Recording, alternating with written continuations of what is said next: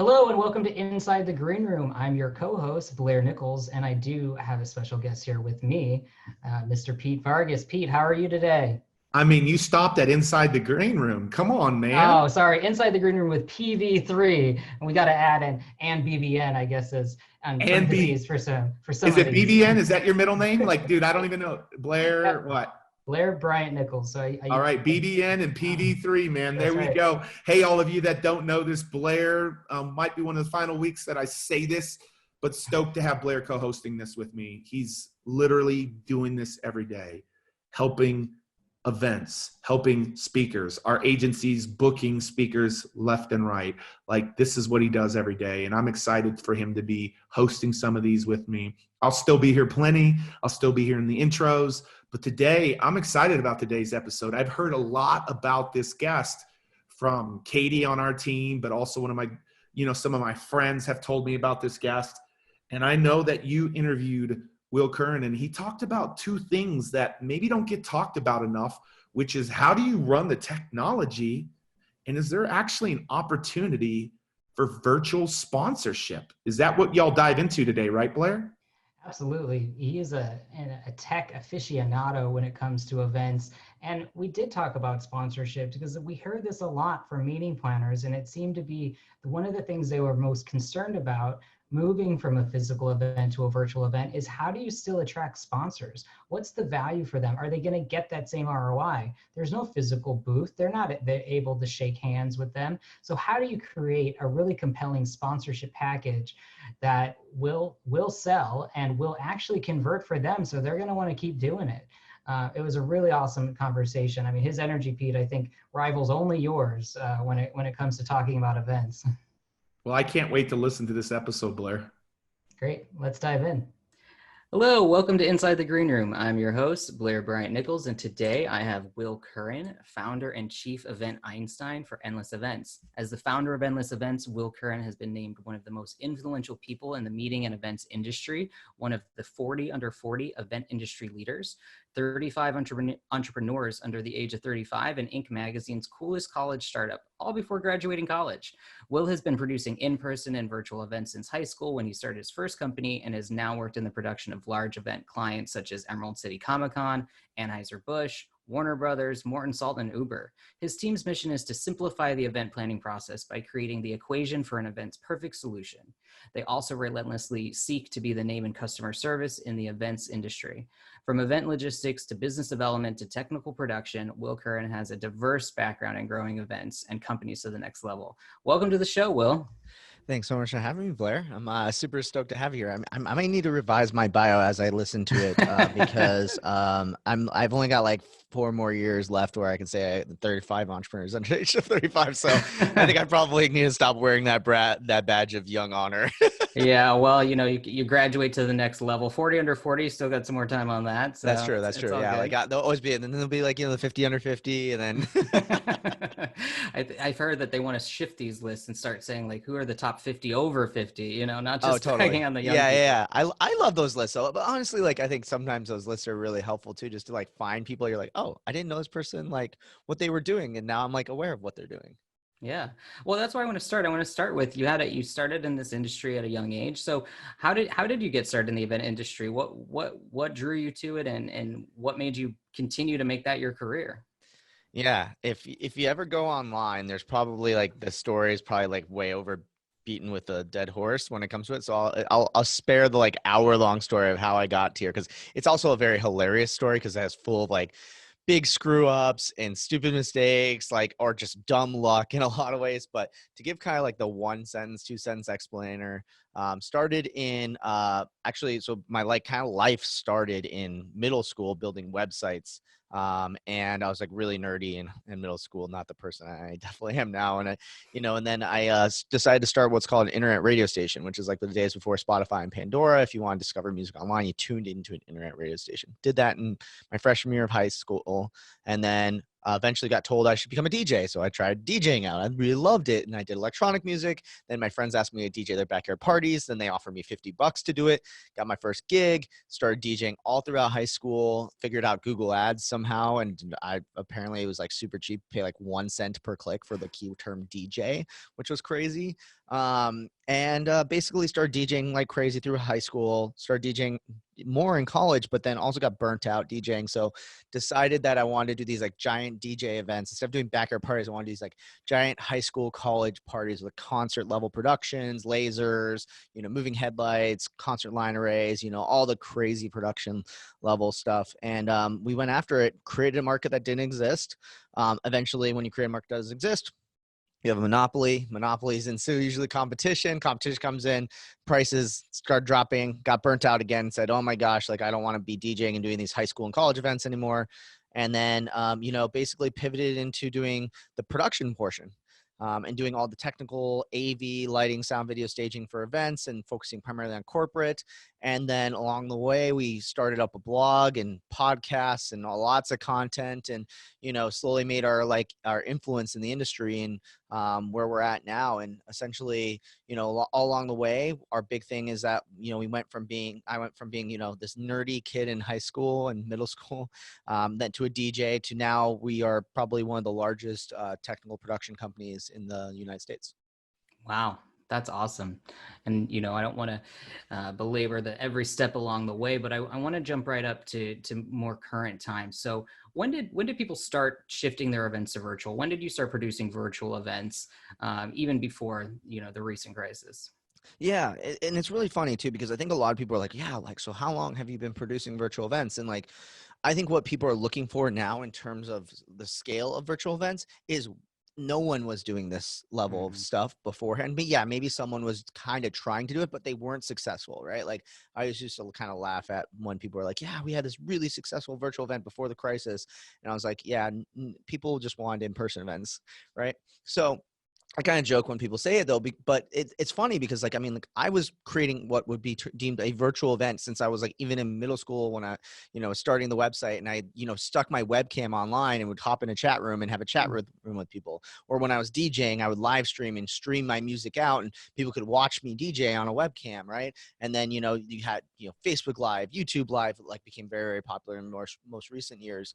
And, the idea behind a virtual event really isn't something critically that new. It's really a website where people are all logging on at the exact same time and all interacting with each other and with the content that's happening. But yeah, before all this, even just the modern day virtual event that we know, we've been doing it for years now at this point, but it was still always a focus on in-person because that's where people's desires were to be. But now, in crisis still, it's still extremely popular now to be like, we still crave human connection. How can we now do it? It went from being 1% of the market to 100% of the market like overnight. So tell us a little bit about some of those conversations you had with clients when they realized that this wasn't going away, that events were going to be canceled and they need to make a pivot. Was there any hesitation for doing something virtual? Or were they excited about it? How did you get them, really on board and letting them know that they can still create a similar kind of experience? Definitely. I think there was like almost the 5 stages of grief as it came through when it came to events, right? Like, so you had everybody who initially was just like outraged that like their events were getting canceled, and then there was kind of like, the acceptance portion. And it finally took, I think, towards the end of that pure acceptance that people were like, hey, I'm going to look into this. But even then, I think there was still this, I don't know necessarily can equate it to like the 5 stages of grief, but there's definitely a point where people still had these different stages of excitement, unknowingness, that's a made up word, and fear, and then also then like understanding. And I think at the beginning there was a lot of, we know we need to do this, but there was so much hesitation across the board, right? Like people didn't know what they needed, so they were like, just kind of like not trusting people who knew what they were doing, and not willing to reach out to people who knew what they were doing. They were trying to do everything themselves. And then you had,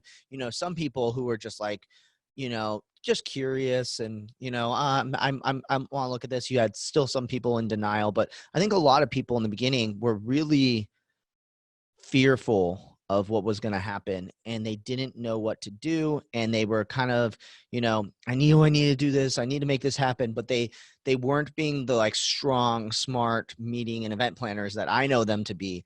Instead, they were kind of retracting more towards, this idea that having no idea what to do. So I'd say like fear was definitely the beginning driving force. Right. So how did you get them over that fear? How did you, did you have examples that you could show them? How did you get them kind of on board? And then, was there an event that now at this time we're 3 months into this, pandemic, when the things had started just getting canceled about 3 months ago?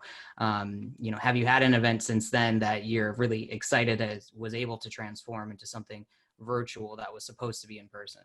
Yeah, I mean, there's definitely been a lot of cases on our end of like when we've done it, but I've also just been really excited to see what other people are doing too, because we're just one company out of probably thousands and thousands of planners and thousands of production companies and thousand virtual event production companies out there. And so what I've been really, really excited about is watching people who are just taking crazy leaps of like building their own custom websites and then figuring out a way to make it happen. Or, we're going to do this high level production. And I think the most exciting part of this entire time, even 3 months into it, has been the experimentation. And that's been like the biggest thing I've been preaching for people is like, right now is the time to make mistakes, to do this, because people are so accepting right now. Like I've participated and spoken at a couple virtual events now. And I'm not gonna lie, there's been like major tech issues that happen or major things that like go wrong. But then I hear people coming out of it saying like, it was still so amazing. It was so good. And like, and these are planners playing for planners too, because I usually speak to other to planners, and that's like the most critical audience. If that had happened at an in-person event and like this one thing went wrong, you would have gotten like a article online. Someone would have been like, why this event sucks and isn't good. But I think people are so forgiving right now. So I think that I'm less excited about what I'm doing, and I'm more excited about what other people are willing to experiment on. And then my hope is that then those people also come to us and say like, hey, we want to experiment. We're willing to take the risk and do something crazy too. Because, we've done like safe bet, really easy live streams that run really smoothly, but like, we're like, come on guys, like, let's try to do something a little bit better. And people will just, I think, again, come from that place of fear and that, almost like risk adverse mentality rather than risk tolerant. But that also is because my personality is very much more risk tolerant, being an entrepreneur and everything like that as well. Right. So, I mean, now is the time to experiment. There's grace. People are, they're okay with the technical glitches. Everyone's at home. They're having their own technical glitches, figuring things out. But, I wanted to touch on sponsorships, because sponsors is one area that maybe, they're not going to be as risk tolerant. If they're investing money and this is a whole new landscape, they have no idea what kind of return on this investment they're going to get.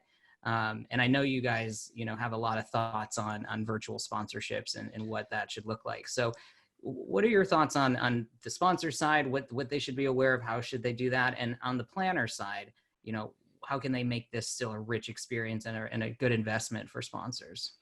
Yeah, for sure. I think sponsorship and I think ticket sales maybe is like a close second, but sponsorship's like the number one thing that we get asked about. And it used to be very, very easy when we had an in-person event. People were like, yeah, we'll put up some like logos on the walls and like we'll have a sponsor come on stage and like or we'll make the sponsor pay to give us money to give them a space in the event, right? And like to even attend the event. And I think that what's happening right now is that people have this mentality of what in-person events are, and they're trying to as Nick Borelli says, like they're trying to fit a square peg in a round hole, and they're just trying to like shove it in and say like, let's make this happen. And the classic example of this is we get asked probably 4 times a day, hey, can you do a 3-dimensional exhibit hall? And these are like wildly popular right now, and I don't think it's not apparent, but obviously in the way I'm talking right now, but is I'm not a big fan of these at all. Like I feel like they're like going and using the sim software and playing around with people and having a 3D render. And I think the reason why I don't like them is I would never buy from an exhibitor just because they have this cool exhibit design or whatever it is. But I think that planners are getting stuck back into the earlier stages of planning that aren't effective. And so before all this even happened, we were preaching that planners were getting stuck a lot of times in execution land, which is like I like being on site. I like, making sure the chairs are all in the right place. I want to make sure it all runs really smoothly on site, right? And then a lot of vendors and want to move into more design, which is like getting paid for their ideas and their creative and everything like that as well. But like no one was really pushing a strategy saying like, we're a strategic element to your business, to your marketing strategy, whatever it is. And I think that because everyone in the events industry wasn't thinking strategically, we kept getting lumped into this category of party planners. And, oh yeah, I'll just have my assistant plan the event or whatever it is, rather than like, when you go to the doctor, you don't go, I'll just have my assistant, work on my organs or whatever it is. You're like, no, I'm going to get a pro to do it. Right. And I think that the events industry wants to get to that, and they have to do that by thinking strategically. So going back then to why I think these 3D exhibit halls don't work is that it's trying to say, hey, here's an exhibit hall. It had this function. Here's the exact same thing again, rather than saying, what is the strategy behind an exhibit hall, sponsors, whatever it may be, and how can we then execute that strategy? So in this case, there's 1,000 reasons why you might have sponsors, exhibitors, whatever it is, and they're both sided, right? What's the benefit? And what's the why for the attendee? What's the why for the exhibitor? And then what's the why for you, right? The why for you is easy. You want money. The exhibitor is a little bit more obvious, right? They want to get more business. They want to market themselves, everything like that, right? But let's dive deeper into that in just a sec. But then also as well, what's it in for the attendee? And I think everyone's thinking about, okay, exhibitor, it's easy. Oh, they get visibility, all these things like that. But the attendee, there's no real why the attendee wants to go and click on these 3D exhibit halls. So what I would say instead is go to the why of each one. So let's start with the exhibitors. Why does that exhibitor exist? And it's not just to make money, not just to get leads. You have to go deeper than that, right? So is it launching a new product and getting that product in front of people, like awareness of that product? Is it that they actually are trying to get contacts and leads, so then that way they can plug them in their marketing system and their funnel and everything like that? Is it that they're just trying to get conversations with people to get feedback?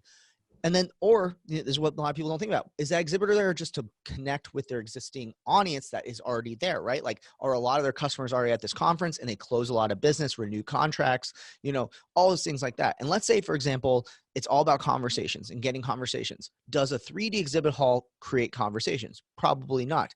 However, if you had a great directory that allowed people to connect with each other and allowed the exhibitors to create, non-spammy, I'm going to message 1,000 people a day kind of conversations, you can then create those conversations on your platform and everything like that as well. And that's how you start with strategy first, then you go into design, and then you go into execution, versus let's go with execution, which is going to be a 3D exhibit hall. Then the how we're going to do is that they're going to be beautifully designed. And then the why is because they just want more business. And that's all that Simon Sinek golden circle stuff that everybody loves to talk about. So when it comes to sponsors, I think people need to start thinking more strategically. And then the second tip that I give people is that if you're looking to understand how to do sponsorships well when it comes to virtual and digital events, just Google digital marketing tactics and ideas. Digital marketing ideas 2020, best digital marketing campaigns 2020. Look at those, because virtual events are basically digital marketing campaigns. And if you can figure out a way to digitally market to someone really well, you can implement that into the event very, very well. And here's a great example of that, and I'll make one up off the top of my head. So give me 2 seconds to process it. As, for example, let's say you wanted to create let's try to create a really easy one. So for example, let's say for me as at Endless, right? My whole goal is to get people driving to my website, right? Like if I came and exhibited and wanted to sponsor a virtual event, I would just say like, hey, I want to get people to come to my website. That's my why, right? Because I know if they come to my website, they'll convert into a lead, they'll opt in, they'll enjoy my content, all those things like that as well. So here's the best ways I know to do that in digital marketing. Me speaking online and doing like webinars, and then B, also being able to place my resources, my ebooks and whatever it is, strategically wherever they may be. So I would probably make my sponsorship package to be, I want a speaking engagement. I want to be the keynote, whatever it is. I want the most eyeballs, and I want to tell a great message that your audience is going to like. And I'm going to sprinkle in ebooks and stuff like that and links for people to drive back to my website. 2 is that I want to have the ability for maybe an ad placement on the virtual event that says, hey, get this free ebook from Endless or one of our sponsors, whatever it may be. I don't want Endless logo somewhere and you click on it and it takes you to an Endless profile. And then from the profile, you have to go. No, I want to like as quickly as possible get people to my website. Boom. Now you can sell me that sponsorship. If you come to me and say, I want an exhibitor space and all these things like that, I'm not going to pay, let's say $5,000 for that. But if you say, I'm going to put an ad on the sidebar of every page on the virtual events says download this free ebook and whatever it is and drive traffic back to myself, I'll pay $5,000 for that all day long. And they're very similar. The only difference is instead of clicking on a link to go to a profile, it's just going straight to my website. So yeah. So Yeah, hopefully that wasn't too much. No, I mean, that's great. And we could probably talk about it for a lot longer. But so people get stuck in the idea that they have to recreate the in-person experience online. And they think how to do that is like to create it as like you're physically there and you're walking around an exhibit hall. So how does that work for trade shows? Where trade shows, that's really what they're all about. There are, you know, there's content, there's some of that, but it's really about that exhibit hall and just having a lot of the vendors in one place and getting the chance to walk around, pick up the free swag. So what are your thoughts on and how those go virtual and make those really effective too? Yeah, I think definitely a lot of the things that I spoke about can still be applied Same, to the trade show for sure. I think I'll also give you guys a link to put in the show notes. We do a whole video series called Whiteboard Wednesday where I take like really complex event topics and break them down on a whiteboard. I just did one. Actually, I don't know if it's published yet, but it's virtual trade show ideas. So first tip I always give people is don't call it a trade show. Too many people are like, let's call it, the virtual exhibit hall. It's called the virtual trade show. And what happens though, is that not only are you confusing your attendees because they have a level of expectation what a trade show exhibit hall looks like, but you're also doing it for your sponsors and exhibitors as well. As you're saying like, okay, it's gonna be exhibit hall. So they think, okay, so I'm gonna have an exhibit and all these things like that as well. But instead, maybe think about rebranding it. Call it something like the resource center or the resource hub, and then make it like, you know, people go to that to get all the resources. And instead that's got logos, all these companies. And maybe instead of saying, hey, logo, and then you come in again and see this 3-dimensional representation or a web page that just has a bio, whatever it is, instead maybe making it so each and every single vendor provides a resource. And a great examples of these are actually virtual swag bags, which have existed for a very long time. They've been talking about how we need to do virtual swag bags before this all happened because, you know, sustainability, no one wants to get like a swag bag of swag they're never going to use, right? And so the idea behind this was these virtual swag bags were always just like you open up a web page and it was like, here's all the cool stuff you're going to get. Here's a 3-month trial to this software. Here's a, you know, $200 off this. It's all very, very similar to what would happen if you walked into an exhibit room, right? Like if you walked into an exhibit setup, they might say something like, hey, if you book a meeting with us right now, we'll give you a $200 Amazon gift card. Why not just make that your offer on your resource hub? And then boom, there's an example of how you can do that. And I think the next thing as well is that people also need to stop thinking of traditional vendor setups where people are like coming to these virtual events to buy. I mean, if your event is where literally people are going there to buy things, right? Then that's totally a different scenario. But I think most of the time people are tacking on a trade show or exhibit hall to an event that's more about learning, networking, experience, whatever it may be. And so if that's the case, if your event isn't primarily driven for people to log on and buy, right, they're not like going on to ready to shop at Amazon, you need to figure out a way to align those exhibitors and trade show sponsors to your why, again, your strategy of your whole entire event. So here's a great example of this. If your event's all about education and you have so much education, drop all the sponsors who can't give you good education. Now, go to all the sponsors who did give good education, say, hey, we're going to get your exposure up. We're going to let you teach sessions. Why don't, instead of it just being the CEO that comes and speaks at the keynote, why don't the CEO do it? And then we have your CMO do a session on marketing. And then we bring a VP in sales to do one on sales. And then we bring in one of your product leads to do a hands-on, whatever it may be, and educate people and align it to there as well. And I think that you're going to create a better experience for your attendees because they're going to be aligned with what the attendees are looking for, but also as well that you'll probably see a better ROI for exhibitors as well, because no longer is it, I'm just coming, setting up a booth and trying to get business or whatever it is, but I am actively co-creating the event with you and they become part of the event rather than just a piece of the event. Absolutely. Yeah. Bring them in. It's not an afterthought. Like I love that. I mean, I've been evaluating these new sponsorship packages for digital events, and a lot of times, the value does not equate to what they're charging. It For sure. doesn't make sense. They're just trying to, fund something, and they're not really giving the value to the sponsor that they're looking for, because it's not going to have that same sort of conversion. So I think these are great ideas that people can implement, pretty easily, and make it part of their event, and just integrate that. And I love the virtual swag bag. That I hadn't even, really thought about that. No one needs more tote bags and pens. Like we all have, No, no one does. we all have enough of those. So I wanted to talk also about entertainment. You're a DJ. I think we've all now been to a virtual event that has a DJ. So that seems to be like an easy way to integrate entertainment into your event. But what are some other like great entertainment ideas or ways that people can bring entertainment into their virtual event?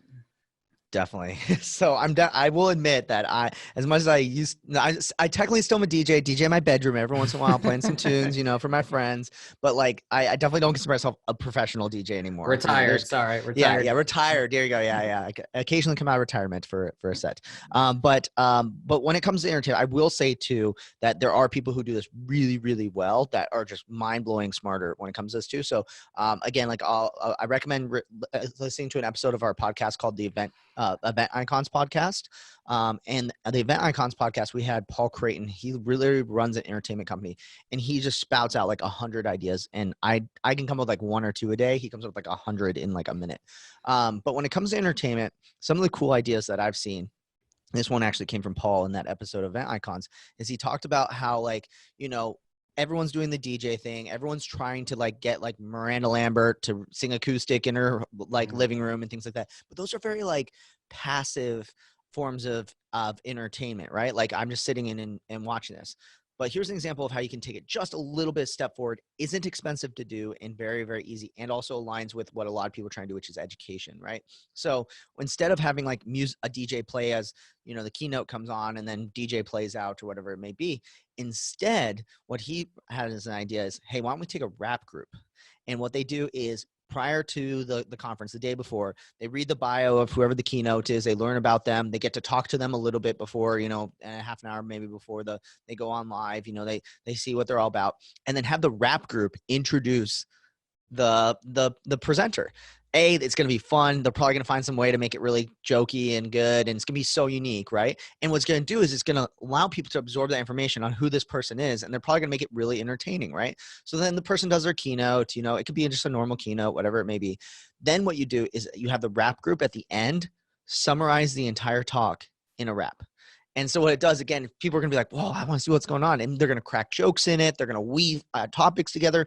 And then think about it. We memorize songs so easily, but we don't memorize quotes from people very, very easily as well. So imagine now that you got a rap group playing some music, doing some rapping. It's going to allow you to absorb and reconnect with that information and re-summarize it as well. So that's an example of how you can use entertainment for good. But also as well, when it comes to a lot of these things, when it comes to virtual, the stuff that was novel and boring is now exciting. And that's why people are like, cool, it's so cool they had a DJ doing this. I was like, if the DJ was playing at a general session or in the hallway of an event, people would like forget about it. They'd be like, there was a DJ out there? No, I thought it was just Sonos playing some background music on Spotify.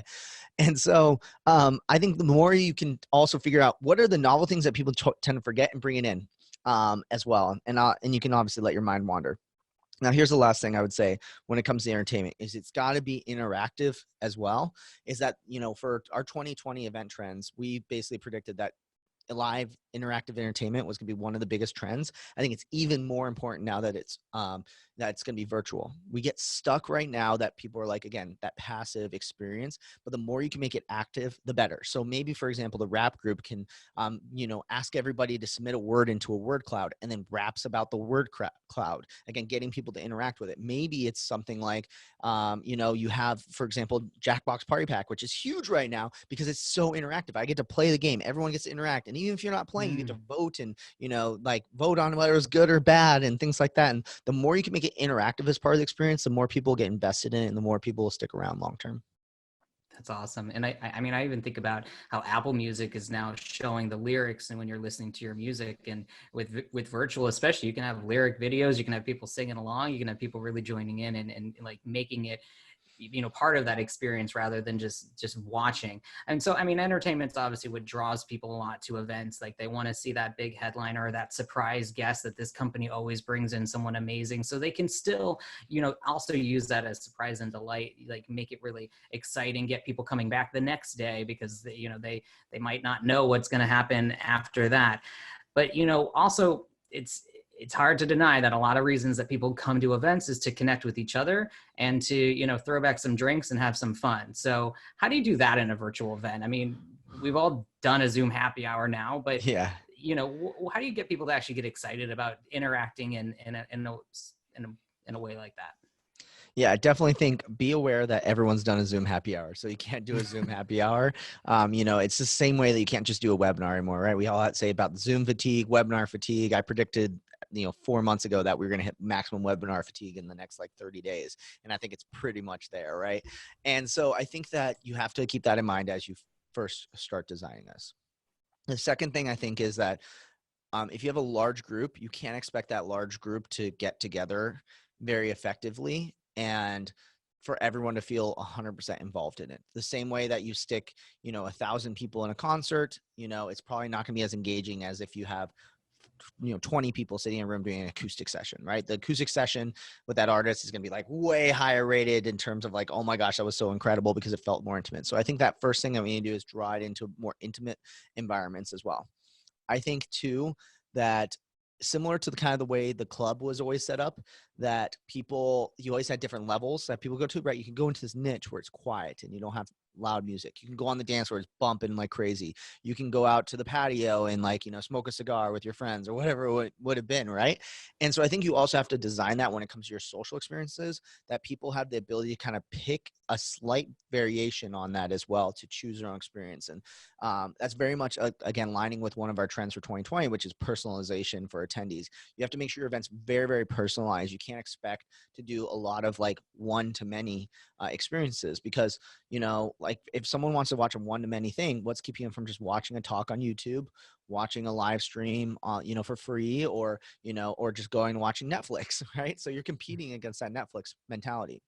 So I'll give you great examples of this and some ideas. Is that like, for example, instead of just doing, hey, we're going to do Zoom happy hour and then we're all going to pose some questions and everyone hangs around, drinks, and maybe we even play music for everybody. Maybe there's like a room where you can come and listen to music and dance on camera and show people you're dancing, whatever it may be, right? Maybe there's a room that has a movie playing and people who really love movies can come in and hang out, have that movie on and talk about it while it's going on, kicking back a beer.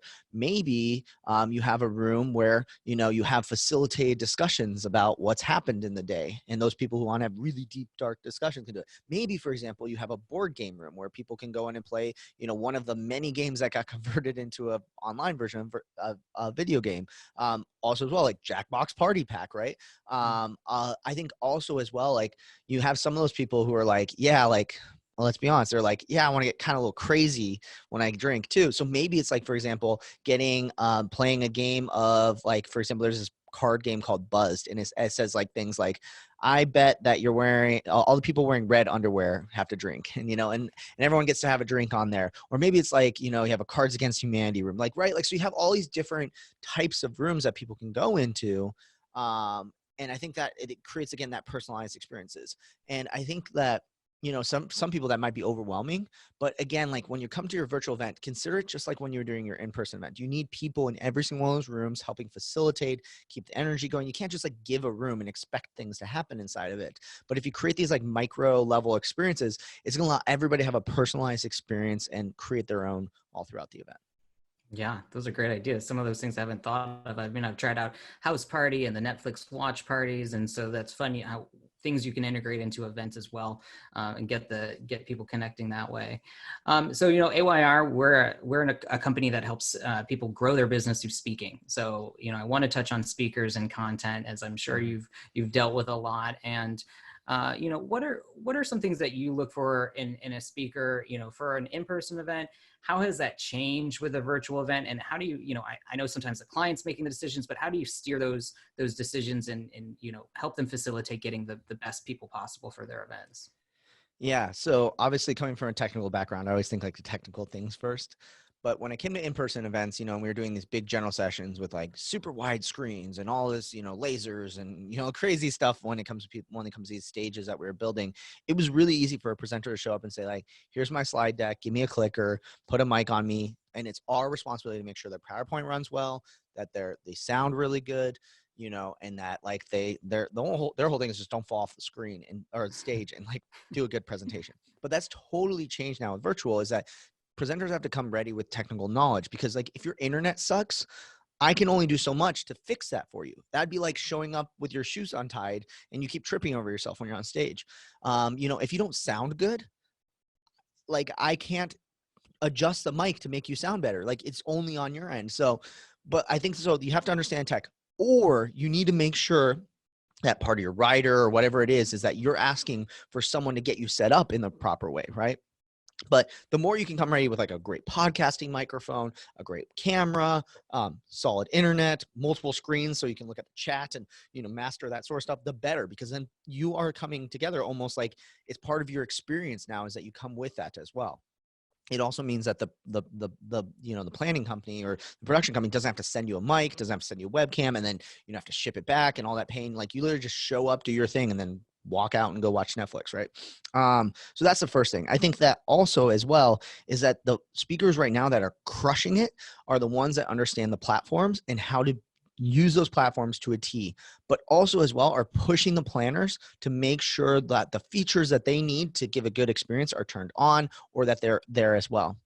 So for example, I can tell you, like I can hop in a Zoom webinar room and someone can give a normal presentation and people can say it was the worst presentation I've ever seen. I can give that exact same content, I bet, but because I understand things like the hand raise functionality, how to upvote and downvote on questions, how to use the chat to get people going, people will walk away being like, wow, that was the most engaging presentation I ever heard. And I bet you that the content would be exactly the same. And then, you know, I think the next thing as well is, because I understand platform too, I'm also very energetic. So you have to come ready, like really punching out a screen. Like, how are you going to get people like to grab on our monitors and be like, I want more throughout this entire time? So I think if you understand, if you have the technical setup, if you understand the platform really well, how to get people engaged properly, right? But also as well, recognizing when you're about to run into a trap where you don't get a lot of engagement, but then also as well, having a lot of energy. I do want to come back to that because I kind of skipped over it for a split second, is that, for example, if you're going to be like doing a presentation, like for example, I've been on like 3 or 4 presentations giving on GoToWebinar, and I'm not the biggest fan of GoToWebinar. Not necessarily that it's a bad platform. It's rock solid. It looks good. The Q&A functionality is okay, but it doesn't have the ability for attendees to chat with each other. So what I end up having to do is a lot of times is like, be like, hey guys, here's a hashtag on Twitter. Use this to chat with each other. And that sort of thing. So, because I want to drive that engagement. And then here's another pro tip as well. Feel free to steal this one from me. I stole it from Noah Kagan. Is that every single time I do a presentation, I create a Google Doc. I make it with anyone with a link can edit it, and I write at the top, write whatever you want in here, collaborate, take notes, whatever you want. I put my contact information at the top, and then I let people just take notes, write whatever they want inside there. A lot of times I'm dropping a lot of, like, again, ebooks and things like that and links to stuff. So I end up building out a list of resources either beforehand or afterwards. But then I give people that Google Doc and people go crazy for it. Like every single time, like people just find it the most valuable thing, because it's no longer like, hey, oh, what's that link to that software that he mentioned and this and that? And, oh, hey, like, oh man, I wasn't taking notes. I was listening to what he was saying. There's always like one person in the audience who's just like ferociously taking notes because they love to do that. And then they get the notes afterwards and someone's like, oh my God, there's notes afterwards as well. Boom. And I had to do like 0 effort to do that. I just made a Google Doc, shared the link, boom, done. Yeah. I mean, amazing way to crowdsource like all of the information and notes, because there's always some people at events that want to take a ton of notes and some that just want to sit back and relax. And, we've been telling our clients, definitely share your PowerPoint deck. There's no reason not to nowadays. People want that. That's just an easy thing. You can use it as an email opt-in, you can whatever, but I love the idea of a Google Doc that everyone can collaborate on. And then you're really just getting all of that. That's awesome. Quick detraction. What's your thoughts on Zoom virtual backgrounds? Oh, I hate them. They're the worst. Well, it's funny because so I actually have a green screen. I'm like looking right now. So I could in theory pop up the green screen and do the right way, which is using the green screen feature. But I'm not a big fan of it, because I am a firm believer that right now is a time, especially because we're presenting from home, that we get to show our personalities and who we are through our video. for example, like right now I'm in my like studio / office, and I have like all these Funko Pops behind me. If I did a Zoom background, right? Let's say it was even a professional one with the Endless logo, or let's say I made it something even unique that I liked. It'd probably get a couple comments every once in a while. But I'll tell you right now, I always get comments about my shelves, what's on them, what are those? And here's the best part. They got Funko Pops on it. Funko is one of my clients. So every single time someone asks me about it, it's a chance for me to share how the biggest collectible company in the world is one of my clients. And it's so cool because it shows my personality. People also see like my cameras behind me. They see like I have all these lights. It tells who I am. And that's so unique. Whereas before, when we were on stage, the only thing we got to show us was our clothes and maybe the way we acted in our presentation if we're using PowerPoint or whatever that may have been. And, we had to really rely, our stage was the stage that we were given, right? But now we get to show off so much more. And I think it's so cool because then it, again, creates a lasting impression on what's going on and allows people to kind of be shared on what makes them unique. Love that. Yeah. I'm here in my office / guest room. I've got my Tintin posters, big fan of Tintin. So that's why you see those behind me. Fun fact, awesome. People used to call me Tintin because the right. hair and the orange. Yeah. And the hair and yeah. Well, hopefully I didn't bring back any painful memories with that. No, it's all good. I've learned to embrace being Tintin. That's awesome. Well, I want to get back to speakers a little bit. I mean, you've planned and produced and been part of a lot of events, so you've probably heard a lot of speakers. As an attendee, as just an audience member, who are some speakers that stood out for you that maybe even influenced you in your career and your life? So I'll start with one that's, I think, a little bit overplayed and a lot of people probably use, but like I think Gary Vee was impactful for me because like hearing him cuss on stage, like I was like always so afraid to like really like push the envelope. I cuss a little bit. I don't think I've cussed so far on this podcast, but like when my team talks, I cuss like a lot. Just like when I really want to emphasis, like this is effing awesome, right? Like I'm gonna definitely say that. Well, when I heard Gary kind of cuss, I was like, whoa, this is crazy. And then like I think that's what a lot of people got drawn into him as well. Well, I ended up influencing me that like I always give this talk at colleges, which is like how I started my company talk, which is obviously what I started at college. So it was very, very important, I think, and to inspire people. Well, for a long time, I never cussed because like that was part of my personal like demeanor, whatever it was. And then one time, I forget what it was. I just decided to use the F word on a very like pivotal like part of the story when I like decided to change something. And I ended up getting like, I went from being like getting like a 9.5 score all like every single time was like 9.5. This is great. And that, most people would be like totally happy with 95% on their scores. But then when I use the F word at that one impactful moment, 100% scores, and I get 100% scores on that talk now because of it. And sometimes I probably cuss too much now because of it. But I thought that that was something that really like impacted me, was just like the ability to like push yourself to do something look totally different. Let's talk about some other speakers that are maybe a little bit less obvious as well. I think that another person that kind of comes to mind to me that's been impactful and inspiring for me recently is Brian Fanzo. Brian's another awesome virtual event person. He's a virtual event speaker as well, and he's just like futurist. And him and I have very similar personalities, so just be prepared for the energy ball. But like when I saw him speak, we were literally at doing a hackathon and we're competing against each other, and seeing him like how he like commanded the room, and he ended up doing this really cool tech thing where he overlaid a Prezi on top of it. So instead of having like PowerPoint side by side with video, the PowerPoint was involved around him. It was so cool. But his like energy and the way he did it, he also like, right now I'm pretty close to the camera because I like my framing to be very filling, but he kind of stood back so you got to see his whole body. And that kind of inspired me a lot to make sure that like I try to include my body in my shot, but also as well, like I think recently when virtually speaking, I've also like, I make dramatic moments where like I'll walk around the room, I'll walk away from like, I'll say something like, I can't believe that happened. And then just walk away from like, and literally walk around the room and kind of use the whole room as a stage. And I think that inspired me a lot as a speaker as well. And then things are great in 3. So let me think of another good one as well. And, I think someone who inspires me, I don't know if it's essentially someone on stage as a speaker who inspires me, but his content is so good because he's such a good questioner and he just asks such good questions. It inspired me, I think, as a host of podcasts to do that as well, as Tim Ferriss. And Tim Ferriss, just like his ability to interview people is incredible. And if you ever get a chance to look into how he interviews people, he like does like hours and hours of research before they even like, turn on the microphones to talk. And then they always have like an hour-long conversation. Then they hit record, then they start. And then that's why you hop in these conversations. And it seems like Tim's known these people for years, like they've been best friends, even though it might have been the first time they've ever met face to face. And so I think that's really, really inspiring. I don't have the discipline to do that quite yet, but I think that inspires me to try to ask deeper questions rather than the surface level questions that I kind of like default to sometimes, or the default to the question sometimes that the audience is asking that I'm like, it's just like, we've talked about that on other episodes. Let me talk about something totally different that people might not be thinking of as well. Yeah, I mean, Tim freed up so much time in his work week. He can do that sort of research and, and that level of interview. Totally. Did you have any memorable experiences backstage in the green room with any speakers or talent, whatever? Oh man! So when I first started kind of making the transition from DJing to doing big productions for events, I started doing a lot of raves and like EDM events. So, and I'm really big into electronic music. So I got to meet like almost all my favorite artists. There's like really only like 2 or 3, I think, left that I haven't met in person. So I've gotten some, like, even though they're not speakers, right?